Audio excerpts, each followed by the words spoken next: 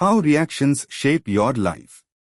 Every day, life presents us with countless situations, some small and insignificant, others challenging and even painful. The way we meet these moments determines not only our inner state but also the course of our lives. While circumstances themselves are neutral, our reactions to them give them meaning, power, and direction. Eckhart Tolle often emphasizes that reactions arise from the conditioned mind and ego. They are automatic, habitual patterns shaped by the past.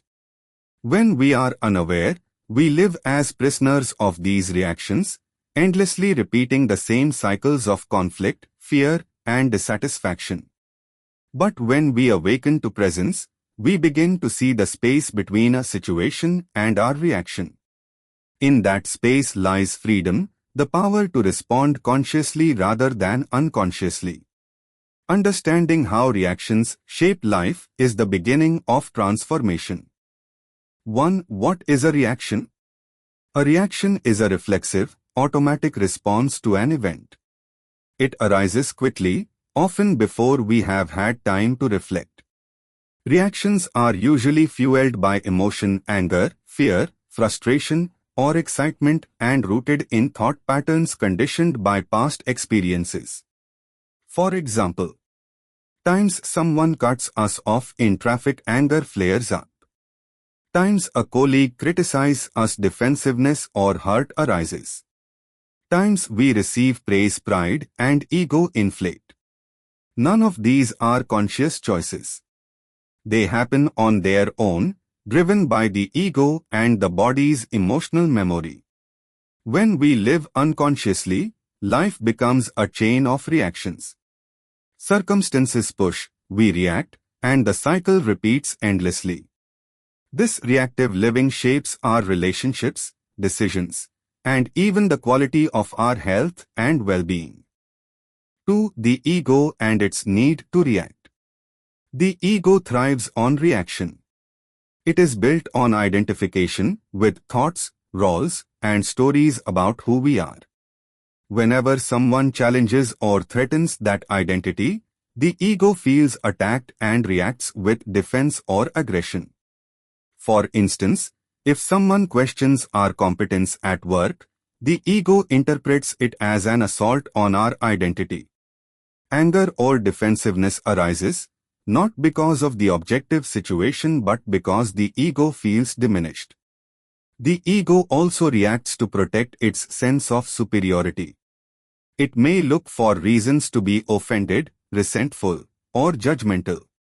In this way, reactions keep the ego alive, strengthening its false sense of self. When we identify with these reactions, we are trapped in unconsciousness. But when we observe them with awareness, a gap opens. In that gap, we recognize that the reaction is not who we are, it is just a conditioned pattern passing through. 3. The cost of living reactively. Reactions may seem small, but over time they shape the trajectory of our lives.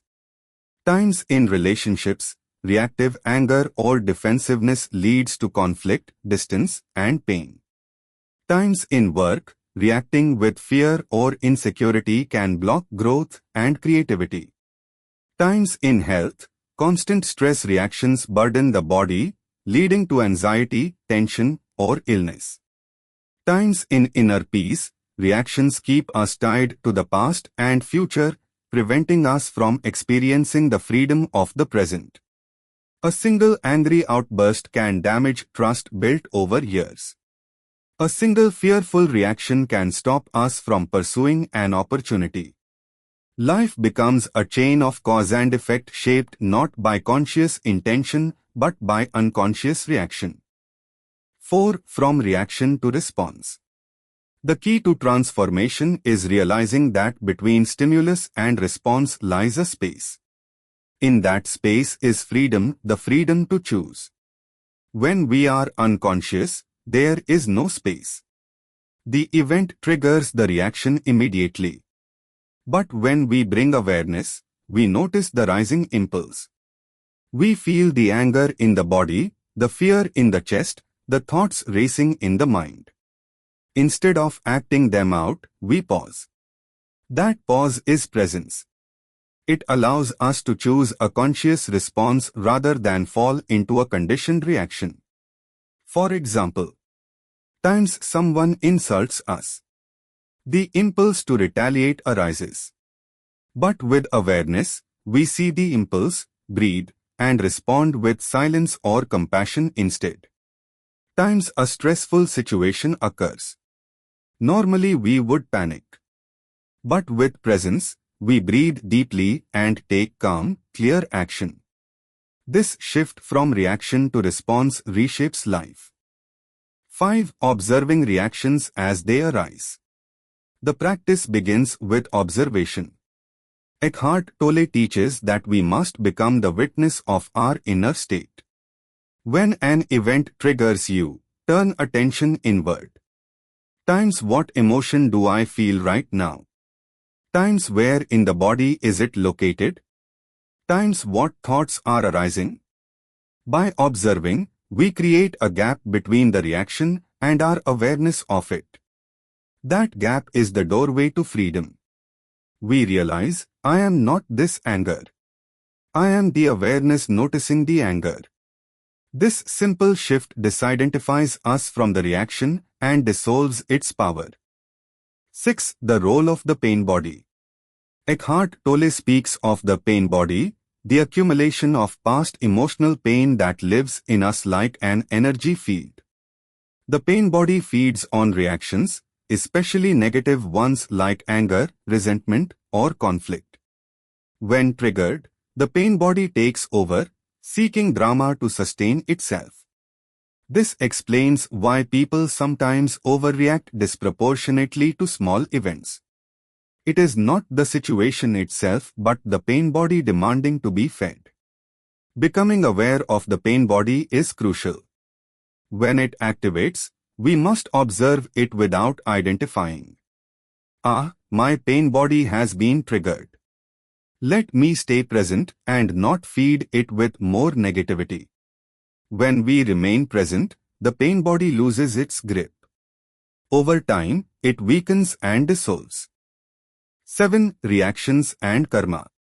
Every reaction not only shapes the present but also creates consequences, what many traditions call karma. A reactive outburst may provoke retaliation, leading to a cycle of conflict. A fearful reaction may lead to avoidance, reinforcing patterns of limitation. Karma is simply unconscious cause and effect. By reacting unconsciously, we perpetuate old patterns. By responding consciously, we break the cycle and create new possibilities. In this way, presence is the end of karmic repetition. It allows life to flow in new directions, no longer bound by the momentum of the past. 8. Freedom through surrender. Surrender is another way to break the cycle of reaction. Surrender means saying yes to this moment as it is, without resistance. It does not mean passivity, but rather acceptance of the reality of now. When we surrender, we stop reacting against life.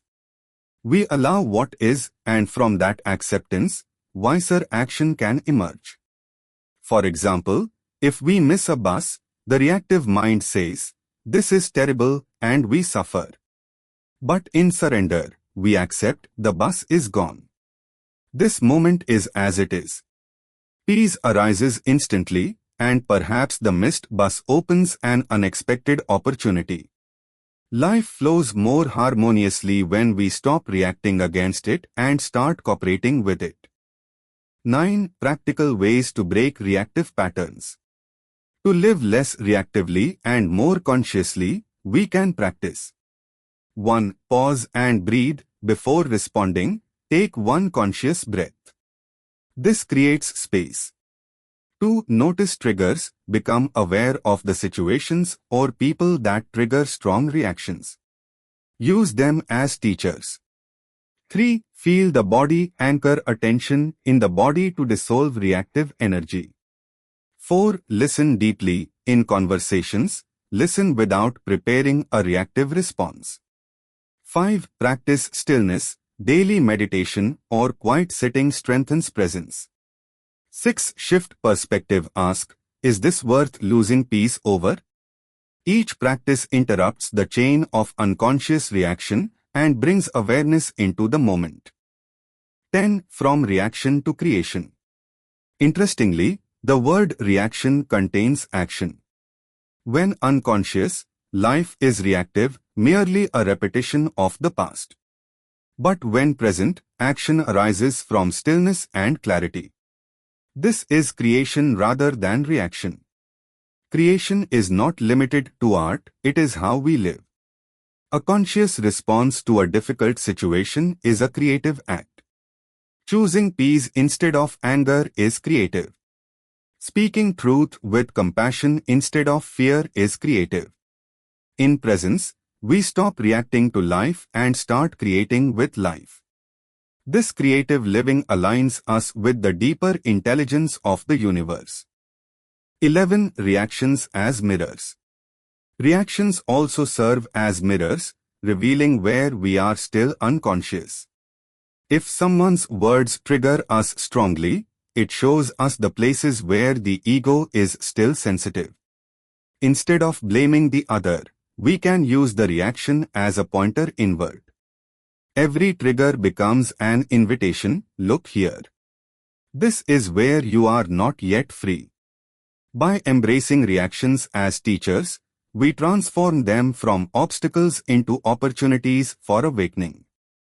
12. The ripple effect of consciousness. When we stop reacting unconsciously, not only our own lives change but also the lives of those around us. Times a parent who stops reacting with anger brings peace to the home. Times a leader who responds with clarity instead of fear guides with wisdom. Times an individual who lives in presence radiates calm that influences everyone they meet. Conscious responses ripple outward, shifting collective patterns. In this way, awakening from reaction is not only personal but also global. Conclusion. Reactions shape your life because they shape your state of being, your relationships, your decisions, and your destiny. When unconscious, you are trapped in patterns of the past, endlessly repeating old stories. But when you awaken to presence, you step out of reaction and into freedom. You begin to see the space between event and response. In that space, you choose not to be driven by ego or pain body but to respond consciously, with awareness. Life then shifts from a series of unconscious reactions to a flow of conscious creation. Peace replaces conflict. Clarity replaces confusion. Love replaces fear. As Eckhart Tolle reminds us, the key lies always in the now. By bringing awareness to this moment, you break the chain of reaction and awaken to the freedom of being.